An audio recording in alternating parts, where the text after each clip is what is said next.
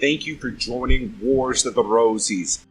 And this is The Brain and Earthquakes, an article from Rosicrucian Digest, Volume 35, Number 5, May 1957.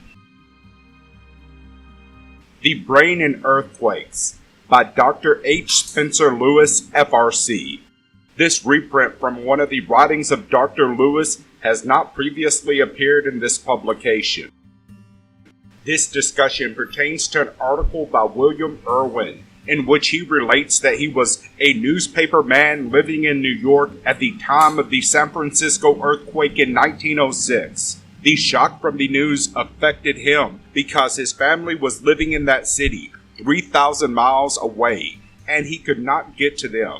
The daily accounts of the conditions in the stricken city caused him to go into some peculiar mental state which lasted for 4 days, during which he wrote for 100 hours with perfect accuracy the exact details of what was occurring in San Francisco. In the first place, we must understand that Mr. Irwin had lived in San Francisco and was thoroughly familiar with the city. This he admits to be correct. The names of all the streets, public parks, important buildings, daily activities, etc. were thoroughly familiar to him and registered in his complete and perfect memory of the subjective mind. The shock of the news and the fright concerning his loved ones undoubtedly affected his objective brain and consciousness the same as might a blow on the head or the falling and injuring of the head. The result was that he was instantly thrown into an almost perfect subjective state. In this state, it was easy for him to delve into the memory storehouse and exact the name of any street or building or personality at will.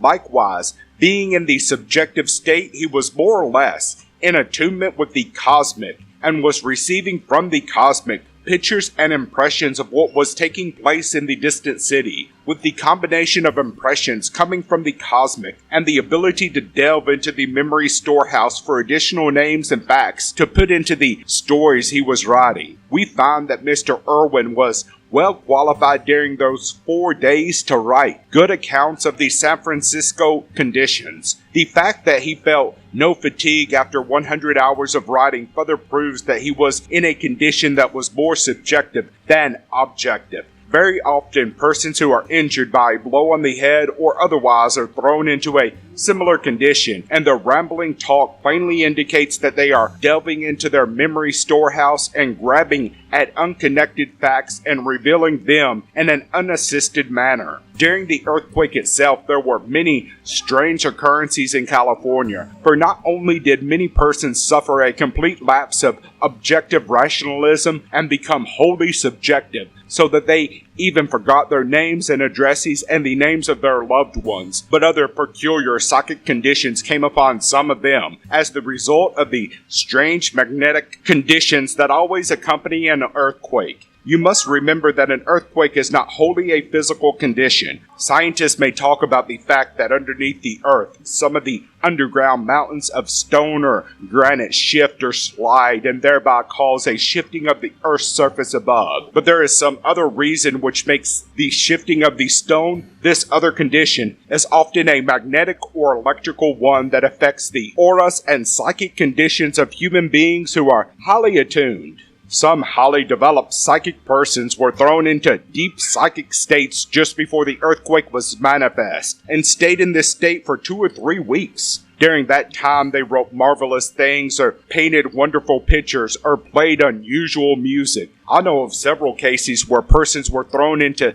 strange psychic states which lasted for many years. During this time, they were able to speak 2 or 3 foreign languages, which they were not able to speak before the morning of the earthquake. On the other hand, some people were affected in such a way that they not only forgotten their names and personalities, but forgot some of the languages they knew or some of the arts that they knew. The strange cause of earthquakes have never been thoroughly investigated, nor has the relationship of this cosmic cause with psychic conditions in man been thoroughly investigated. Here is an opportunity for some of our advanced members to delve deeply into this subject and at a future time give us some interesting facts.